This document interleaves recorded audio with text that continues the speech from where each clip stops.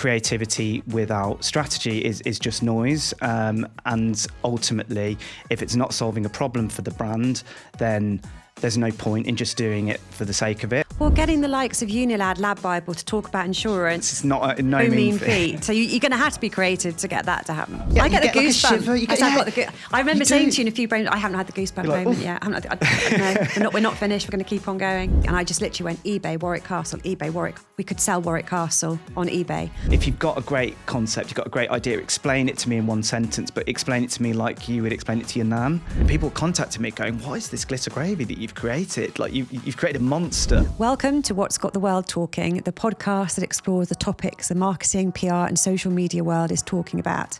In this episode, our thoughts are turning to a big subject, creativity. It's always sat at the heart of PR, particularly when we're talking about consumer brands, but in the era of AI, authentic human creativity is firmly back in the spotlight. Is this the skill that sets us apart from the robots? How do you keep creativity flowing while balancing it with commerciality? And crucially, how can you take a more creative approach to your marketing campaigns? I'm joined to discuss all things creative by Associate Creative Director Dan Gabriel, one of the most innovative and creative minds I've ever had the pleasure of working with. Dan's famous for the energy and fresh perspectives he can bring to a brief. So stay tuned to hear us talk about why creativity has a role to play at every level of the funnel, not just the awareness stage, why the best ideas aren't always to be found in a brainstorm, and why Dan will have glitter gravy inscribed on his headstone.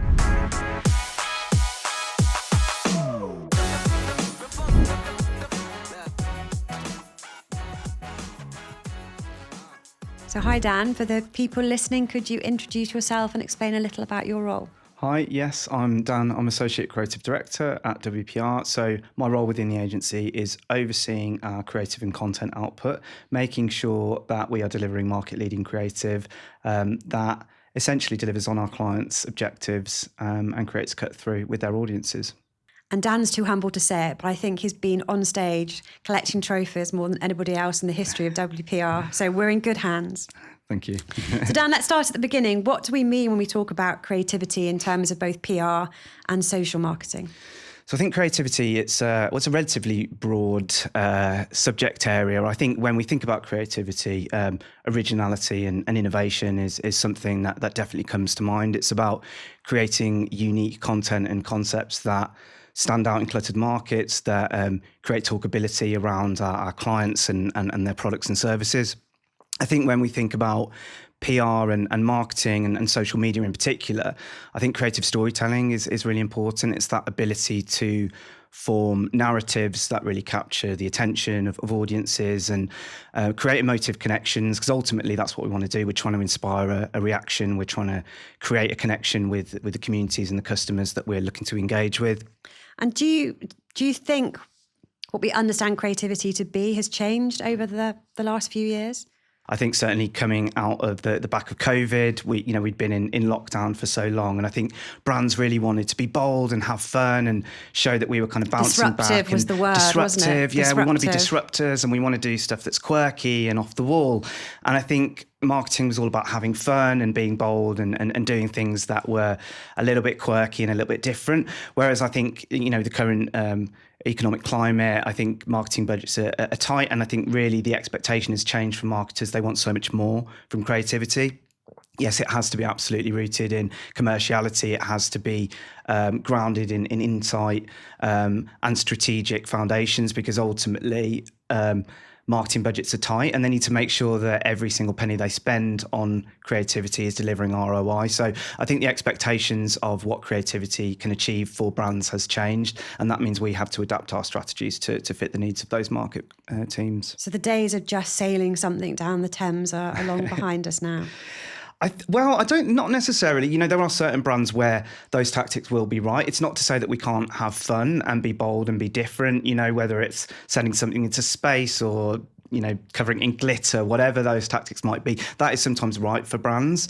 But I think when we think of creativity, it's very easy to go to an off-the-wall idea. It's easy to kind of think we need to push the boundaries or do something that's really wacky or really different. And actually, sometimes creativity doesn't need to be about pushing the boundaries. I think if you have a really strong idea, something that is really grounded in audience insight and delivers on those objectives for the client, you don't necessarily need to do something that is really weird and wacky. You can deliver creativity through more subtle ways that are going to deliver on the objectives of the clients that you're working for.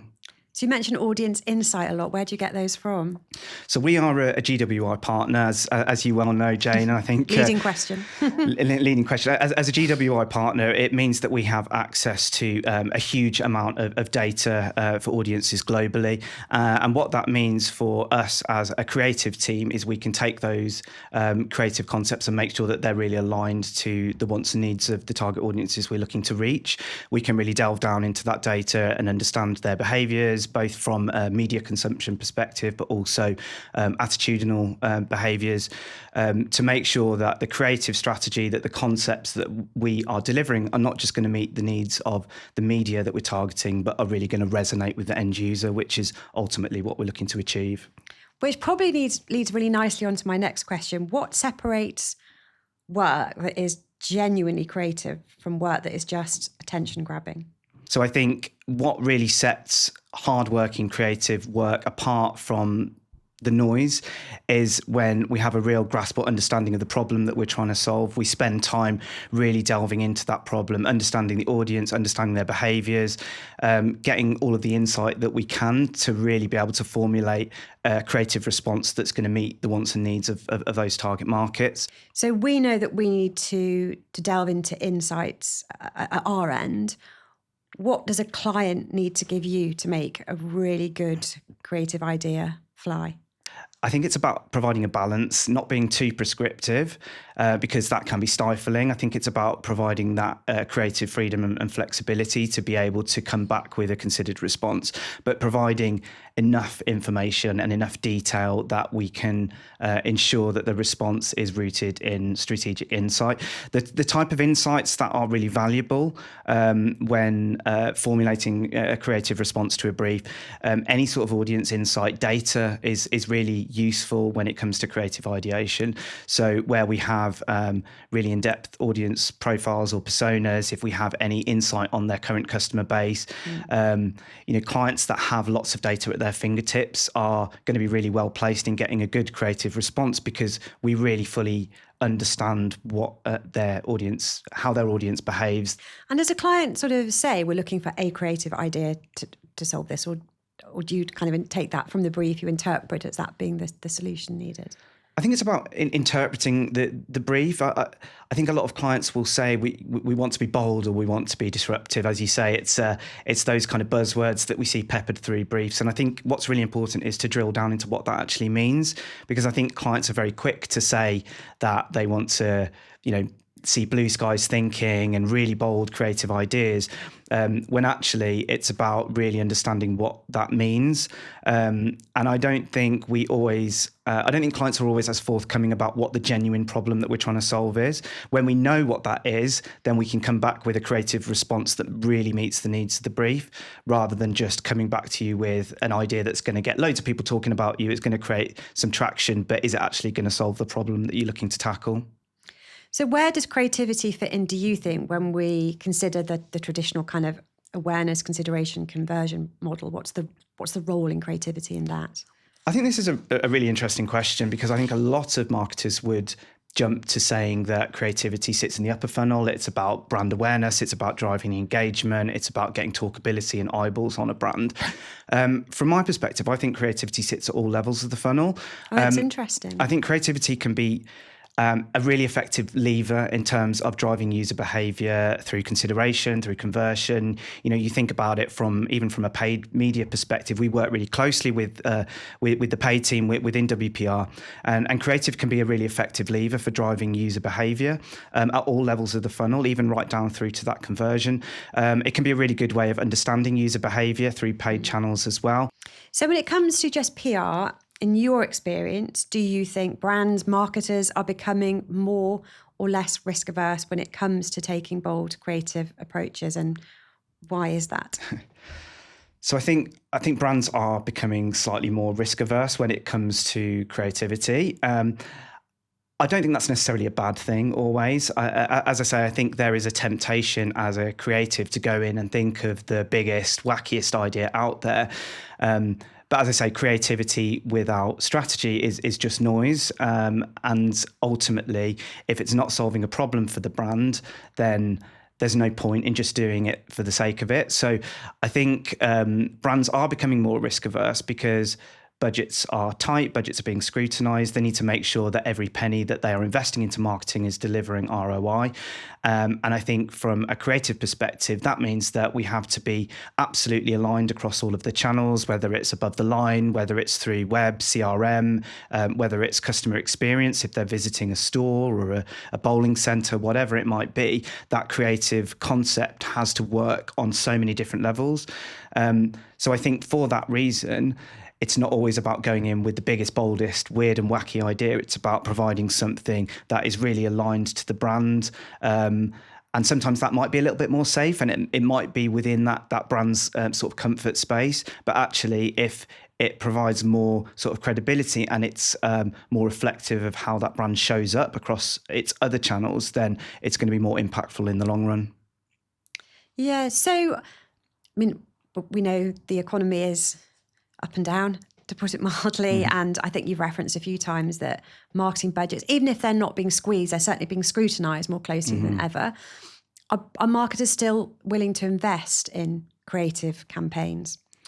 I think marketers are willing to invest in creative campaigns because I think we are at a stage where it's become really clear the role that creativity plays in the marketing funnel and the impact that it can deliver, particularly if you're building a brand or reinforcing a brand in a customer's mind.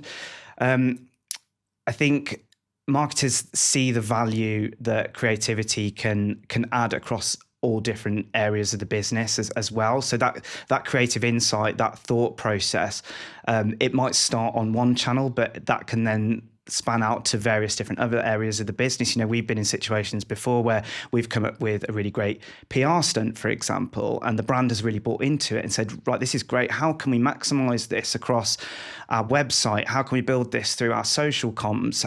How can we actually make this part of the guest experience when they visit our brand? We love this concept so much. It's about making that an intrinsic part of the user experience every time that they interact with us. So I think the value that creativity can bring, it's not just refined to one channel. It can be something that lives and breathes within a whole brand ecosystem. And I think really successful marketers recognize that a really good creative concept delivered consistently across channels is where we can deliver the most impact in terms of increasing sales, driving brand awareness, improving consideration, changing perception, all of those key levers that marketers want to pull ultimately. Yeah, that's really interesting.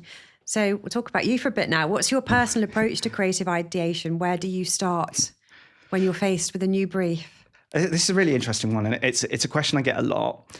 And I always say to people, I very rarely come up with a creative idea in the brainstorm. And I think that sort of blows people's minds a little bit. But it's really hard to come up with creative concepts on the spot. Yeah, sit there in this room and be creative. Give me an idea. It's difficult and it's challenging. And I think creativity comes more naturally to some people than others. But I say that the creative process starts when you first get the brief, and it never really stops until you deliver that final creative concept. I find that creativity flourishes in those downtime moments. So when your brain isn't in that sort of high pressure mode, you're not being forced into a corner where you've got to come up with a creative concept and you've got half an hour on the clock and the client's calling you, and that's not where the best creative comes from. It's those moments when your brain isn't in stress mode. So that's why we come up with a lot of stuff in the night. Like I quite often wake up in the night and I'll be like, oh, brilliant, that would work for a client. And I'll write it down on my phone because I'll forget otherwise. If I wake up, it's gone. But it's those down moments. It's when you're in the shower, or you might be waiting for the bus on the way to work or driving to work. Your brain isn't in stress mode. And that's where the cogs start whirring and the thought process really begins. And what that means is you can go into a creative ideation session with a really solid framework of a starting point of an idea. And it doesn't need to be a fully developed concept. It rarely is. But that's where that team collaboration comes in, because you'll start to bounce that idea around, you'll build on it, you'll scrutinize it. We sit there for hours sometimes, literally tearing it apart. What could go wrong? What's good about it? Yeah. I think the creative process is it's not linear. It's a bit of a whirlwind, really. And I think it takes time to get to that end point. It is a journey, but it's one that starts very early on, I would say. So when I get a brief, I'll start thinking about it. I'll start mulling it over. I'll pull the brief apart. I'll dig into it. I'll look at other brands. I'll look at other industries for inspiration. And then by the time I've come to the brainstorm, I've actually probably got 5 or 6 concepts in my mind to discuss with the team. So, I'd say starting early and using those downtime moments to really begin that thought process is good. I completely agree with that, because you kind of need visual clues as well. So I'm not creative on a par with you, but I think the 2 best ideas I had, one was for Warwick Castle. They wanted to make a noise at Christmas. Their strapline was Britain's ultimate castle, and I was really struggling. My husband was selling something on eBay, and I just literally went eBay Warwick Castle, eBay Warwick. We could sell Warwick Castle on eBay. Brilliant. On the one day it's closed to the public. And I had a similar idea for Shakespeare Birthplace Trust. There was a film coming out that said Shakespeare wasn't the author of his own works. They wanted to refute that, but in a way, they wanted a water cooler moment. And again, I was driving home, I looked at a pub and thought, God, loads of pubs have got Shakespeare in their name. Pub, Shakespeare, what we can do, we can ask them all to change their names. And it is like that, things you just don't get in a meeting room. It's brilliant. Someone once said that creativity is it's all about building connections. It's about putting things together that don't necessarily go together. And I remember there's this famous story about the guy who invented Velcro. And he invented Velcro because he was out walking his dog, and you get those little burrs from plants and stuff. I've got a cavapoo. I've picked, and they stick in the thousands fur, right? of those. It takes you're cutting all these things out, but he recognised that these burrs would come off plants and get stuck in his dog's fur, and it was that connection. And he went, you know what? Actually, that's a really brilliant cue from nature that he took into developing a product, and that's how Velcro was created. So it is about forming connections and bringing things together that you wouldn't expect to be together. Sometimes that's where the best creativity comes from. And I suppose just to add to that, I would say not overcomplicating things. Like those ideas that you just mentioned, those concepts were really simple concepts at their core. And sometimes the best creativity comes from simplicity. And I think, again, as creatives, sometimes we overcomplicate things. And that's where it doesn't quite work. It doesn't land. I always say, if you've got a great concept, you've got a great idea, explain it to me in one sentence, but explain it to me like you would explain it to your nan. And if I understand it, then you're probably onto a winner then, because it's that simplicity. It's like, we can't expect too much of the audience. You need to make it really clear what you're trying to say and be able to do it succinctly. So explain it to me like you explain it to your nan. To make it all sound really easy, can you talk us through 1 or 2 of your favourite creative campaigns that you've delivered and where the idea came from and how you developed it with the team? Yeah, absolutely. I mean, it's really hard to pinpoint 1 or 2 creative campaigns, because there's been so many over the years that have been really great to work on. And I think having that sort of collaborative approach from team members as well has been really valuable. I can't take all the credit for those campaigns. One campaign that really springs to mind for me is one that I really enjoyed working on was for an insurance brand. And I think because it was a subject matter that you wouldn't necessarily associate with creativity, I think that's what makes it more impactful for me. Insurance and creativity feels like it might be quite a dry concept. It's fair to say. And we used to do a lot of stuff working with this brand that was data-led. We'd identify the riskiest days on the road based on car insurance claims. We'd identify riskiest places to travel based on travel insurance. All of that sort of stuff worked really well. But because they were targeting a younger student market, they wanted something that was culturally relevant and that was going to engage a younger demographic. And that's quite tricky. We know that earned social first concepts are really the only way that we're going to reach a younger audience in that respect. So at the time, it was when the Game of Thrones show was on, which is one of my favourite programmes. But we identified that Game of Thrones was airing in the US before it showed in the UK. So the episodes would show the night before, and you'd wake up and you'd scroll through social media and there would just be loads of spoilers. And it used to really annoy me because I wouldn't be able to go on social media for a whole day because I was worried that I'd see Game of Thrones spoilers.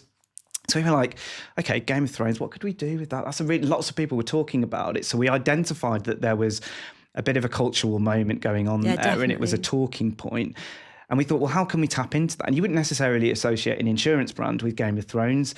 How do we, again, find that Velcro moment and join the dots there? So we created a unique offering from the insurance brand where essentially we would pay out for anyone who had had a Game of Thrones spoiler ahead of the finale. So we called it Spoiler Cover. And it was a really simple concept.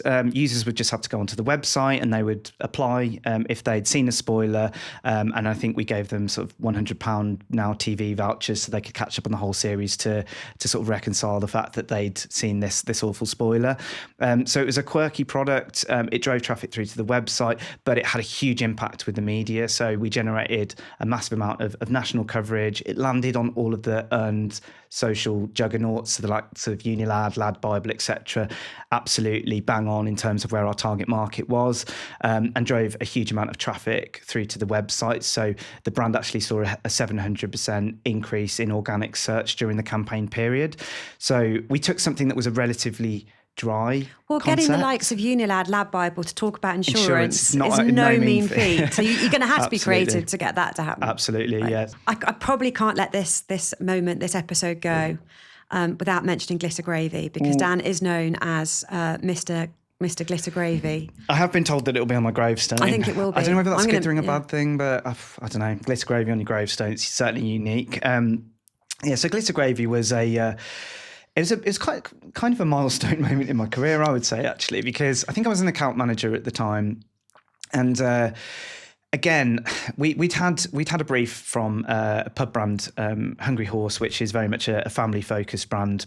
So they said to us, we want to be famous for our festive dinners. So it's a real challenge. What can we do? We can't really do anything to change what you offer. Your menu is your menu, and we didn't want to move it too far away from that.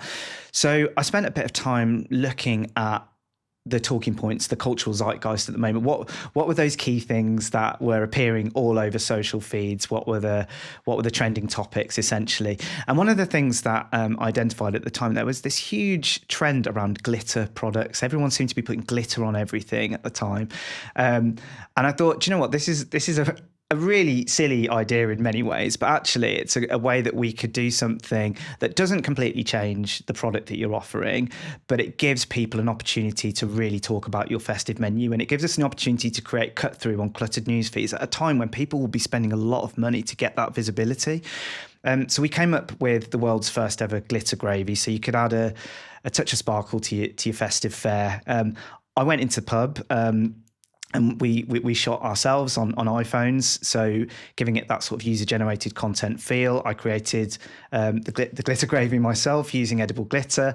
So it was a really cost-effective, quick and easy to execute activation.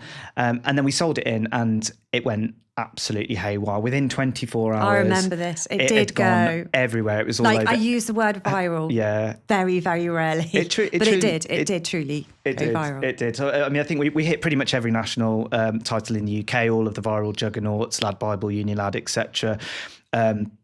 It was the earned social activation that really delivered the impact. So we achieved over 45 million organic views globally. And because of the buzz and the swell around this Glitter Gravy product, people were coming into pubs up and down the country requesting it.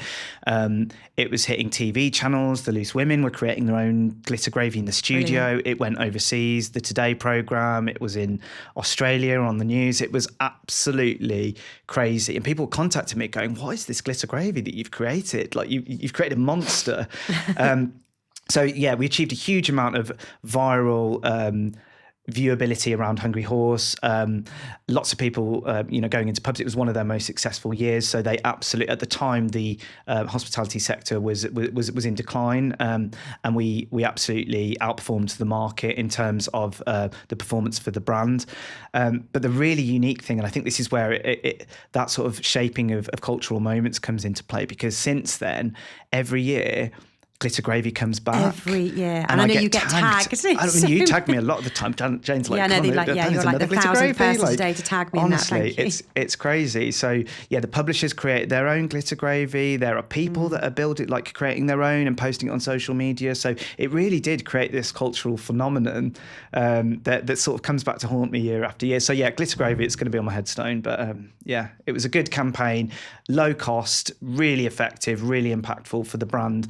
And again, I didn't need to overthink it. It was just it was a quick concept. And the reason I said this was a bit of a turning point for me and I suppose my career is because I was really given the creative freedom at that point. As an account manager, I was kind of going to you guys and going, I've got this great idea. I'm going to create glitter gravy. And you went, yeah, go for it. I thought it was a good idea. Yeah. I'll be honest. I didn't think it would be on the news in Australia. Well, I thought it was a good idea. So you never know, do you? You never know these moments. Absolutely. So how do you help colleagues, the team around you,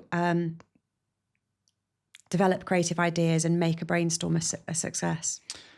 It's a really good question, and it is a challenge. I think when it comes to inspiring creativity in others, there are various different tools and techniques that can be used in brainstorms, and these can be really effective for some people, but it's not a one-size-fits-all approach. So we do experiment with different techniques, whether it's related worlds, whether it's picture yourself as a celebrity. Ideas that will get you fired is quite a good one. You can start from those extreme points and actually start to work backwards from those kind of initial conversations and ideas. So there are different techniques that you can take into brainstorms to try and inspire creativity. The one thing that I always do with team members is start the work beforehand. I suppose it goes back to the point I was making earlier about it being really difficult to come up with creativity on the spot. So making sure that people are fully equipped with all the information that they need before they arrive at the brainstorm is important, and encouraging them to come equipped with ideas, with early thoughts. They don't have to be fully formed campaigns. Yeah, there's nothing more frustrating than having an hour in for a brainstorm. I don't like the word, but brainstorm, and you spend an hour discussing the brief. It's impossible. And no ideas. Yeah, exactly. And you just get blank faces then because you're putting people on the spot. They're under pressure. They're trying to come up with stuff. I think what's really important as well is creating a bit of a safe space for people, because there are going to be different personalities, different perspectives in that room, and different levels of experience. I think that's really important. It's not just senior people in the room. It's getting a variety of people from different backgrounds. But you're going to have different levels of confidence. You're going to have extroverts, you're going to have introverts. And I think it's really important that we make sure that everyone's voice can be heard. I know it does sound like a bit of a cliche, but I do believe that no idea is a bad idea. It might not be the right idea for the client, but if you come up with something, then that could provide a jump off that leads into another trail of thought. It might provide a talking point that inspires other people to come up with their own concepts or their own ideas. I think you've got to have an innate curiosity too. So if you're constantly on the lookout for a great creative idea, and it doesn't matter whether that's come from advertising, pay, whatever it might be, you're kind of storing those. You're kind of storing sparks that could ignite an idea of your own. Yeah, absolutely. That's what I would say to people. Just keep reading the press. Keep reading, be curious, and don't just be sector specific as well. So you might work for retail brands, but it doesn't mean that you can only read Retail Week. Like, look for inspiration in other industries and other sectors. Yeah. We're in a world now where we are bombarded with content 24/7, really, whether it's TikToks, whether it's advertising, whether it's, billboards on the way to work, whatever that content might be, we are constantly consuming. And I think we can be passive consumers. We can sit there scrolling and not really thinking about what we're looking at, or we can look for those little sparks of inspiration. And that could be, following other brands within your industry. It could be looking outside of the sector. There's a wealth of different media titles that are marketing sector specific. So you can see what other brands are doing from a creative perspective. And again, it doesn't need to be your specialism. You might see some really great creative out of home, or you might see a, fantastic rebrand project that's a bit more design focus that gives you something that inspires your social content. So I think it's about not just thinking specifically around your specialism. It's about using inspiration from other brands, from influencers, and also taking those cues from popular culture and those sort of culturally relevant moments as well. You know, like a lot of the concepts that we've spoken about today were inspired by something topical that was happening in the news agenda, and we've taken that cultural moment and joined the dots with our brand to create something that is really relevant and has really resonated with their audience. I think there's a big role for marketing teams to play in this as well. I've got 2 clients in my career stand out in mind. I won't name them. But the first, he told me very early on that he had his marketing budget and it was my job to help him spend it. So it was like, I'll give you most of my budget. There'll always be some held back because I want you to keep bringing me brilliant ideas. And that really stood out to me. And I had another client, a client we did some like really brilliant different stuff for. And she said, my attitude is the answer is yes. And then I'll work out how. Have you got any client kind of comments or relationships that stand out to you and all that? I think the most successful client relationships are built on trust. And it sounds like those examples that you've shared, they trusted you implicitly. I think once you have the safety parameters of the brand, you really get under the skin of what the brand stands for, whether that's kind of refining brand guardrails or understanding their customers, their tone of voice. I think once the client trusts you implicitly, that you get the brand. Now that trust has to be earned, doesn't it? The trust has to be earned. It doesn't just happen. Yeah. So I think if you can build that trust with the client, then they know that the concept, the creative that you are putting forward to them is grounded in an understanding of the audience, of the customer. It's grounded in understanding of the safety parameters of the brand as well. You're not going to do anything that is going to be irrelevant or could potentially be damaging to their reputation or do anything to detract from what they're doing across other channels, because they really know that you understand and have a solid grasp of who they are, what they stand for, and the message that they're looking to deliver externally to the market. So how do you spot an okay idea versus one that will really land? I mean, can you spot it? How much of it's down to luck and chance? I think this is, again, I think this is a really good question, because my initial response is, you just know. Do you know what I mean? You just know. I get the goosebump. Like I remember saying to you in a few brains, I haven't had the goosebump moment yet. No, we're not finished. We're going to keep on going. You do. You get a feeling that it feels right, and you feel excited about it. Yeah. I think that's the best thing about the reason I love my job. You just really want to implement. You want to do it. You want to see it come to fruition, and I think. Sorry, you were saying the reason why you love your job. It's because of that. It's because of that very reason. It's like if I get excited about something, I'm really passionate about it, and I'll become really animated when I'm pitching an idea, a creative concept to a client. And I think they feed off that energy. They're like, you're as excited about this as we are, and it's that collective sort of feeling of like we're gonna do this together, and we're gonna absolutely nail this, and it's gonna be brilliant. So I think there is a feeling. Which is really hard to explain and define. I think it's experience as well, isn't it? Yeah. Like we know we've been doing PR marketing for a long time. Me much longer than you. I shouldn't put you in the same generation as me. Longer. So we do know. We know what works. We know what works, and we know what will resonate with the audience. We know what will resonate on the channels, and. I think the other really good litmus test is the talkability factor. I always say this in a brainstorm. If someone drops a creative idea and then you go off on a complete tangent and you're talking about it for 15 minutes and you get into a debate or everyone's sharing their own experiences and you start having this kind of long discussion around that concept, that's a really good sign that you're onto a winner, because you've sparked a reaction amongst your peers. And I think if you're able to do that, the likelihood is that you're also going to create that reaction with the audience, with the end user. And that's ultimately what we're looking to achieve. We're looking to create conversations and to get audiences talking about the brands, products, services that our clients offer. So it's a really good litmus test. And I always say, like, would you chat about it in the pub with your mates? And if you would, the chances are that it's a good idea. So yes, I think there are certain things that you can identify at that early ideation phase that will indicate whether it's a good idea. But I think what we do really well as an agency is we then take that creative concept and we absolutely tear it to shreds. We pull it apart. Yeah, you've got to do that, haven't you? Because it's easy to convince yourself that an idea is good. Absolutely. but you have got to say what could go wrong. Absolutely. And there's definitely, there's an element of cognitive bias as well. If we're in a room and one person goes, that's amazing, like suddenly you get this swell of excitement around a concept. I think it's very easy to get carried away. And actually, right, okay, does this solve the problem that we're trying to fix? Does it address the client's objectives?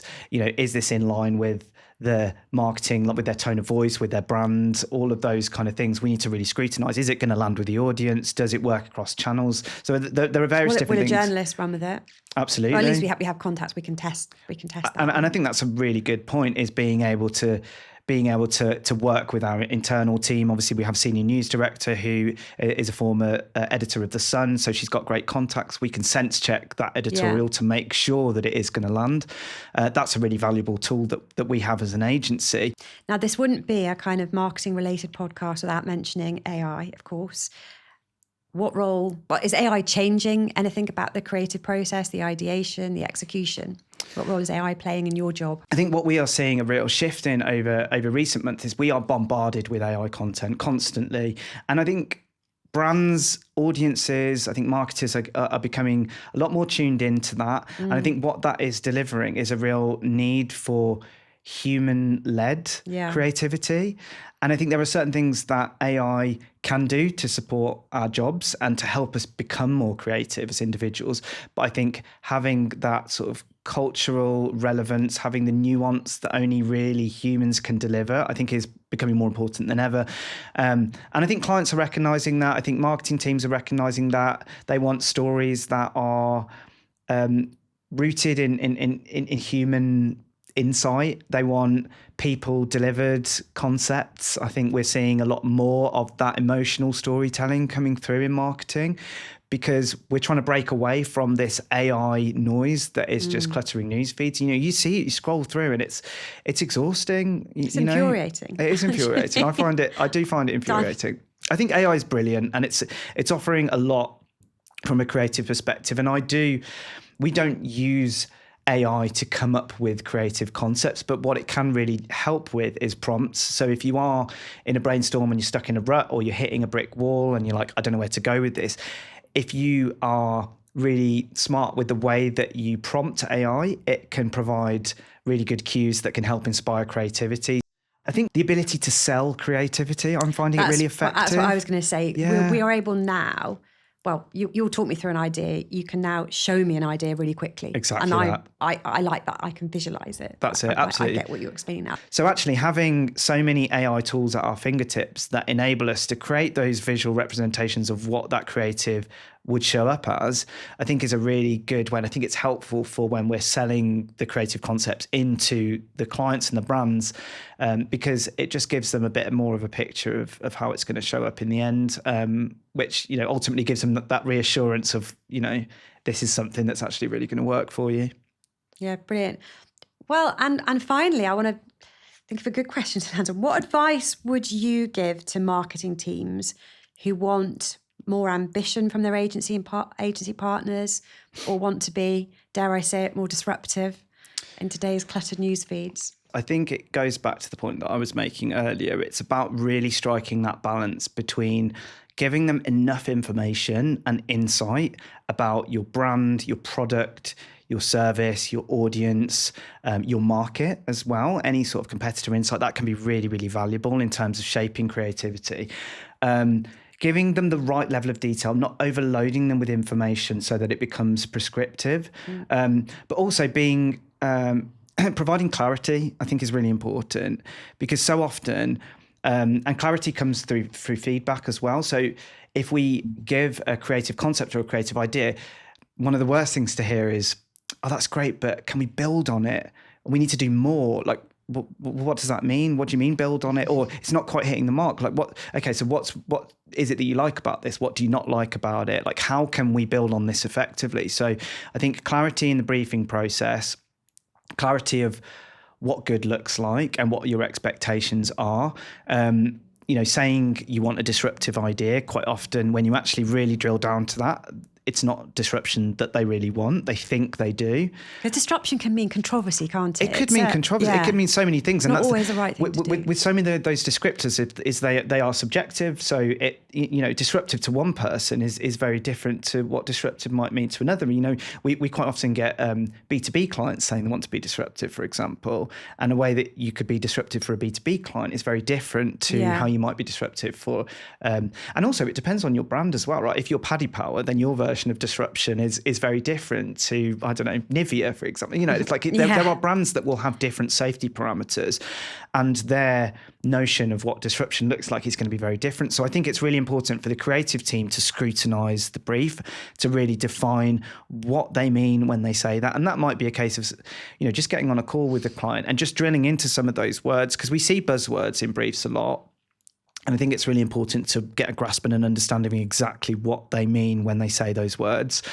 I think providing enough information to really fully inform strategically the creative response, but not being too prescriptive that you are stifling creativity. Because on the flip side of it, if you're a marketing team and you send a brief over where you're really channel specific, we want a PR campaign and we want to do a stunt where we're going to send something into space and we want you to build on this and really make it fly for us. And, we want you, like Blue Skies think it's like, okay, but you've told us what you want to do. You're saying you want to send something to space, float it down the Thames.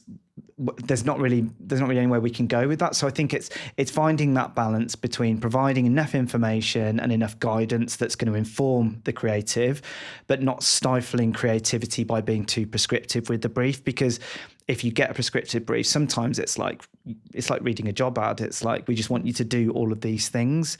What's the problem we're trying to solve ultimately? And we'll come back to you with a creative response that's going to address your objectives and is going to tackle the problem that you're really trying to solve as a business. That's brilliant. Thank you very much. And here's to many more award-winning creative ideas. Thank you very much. We do love an award ceremony, don't we? So, we do. Thank you, Dan. No problem at all. Thank you.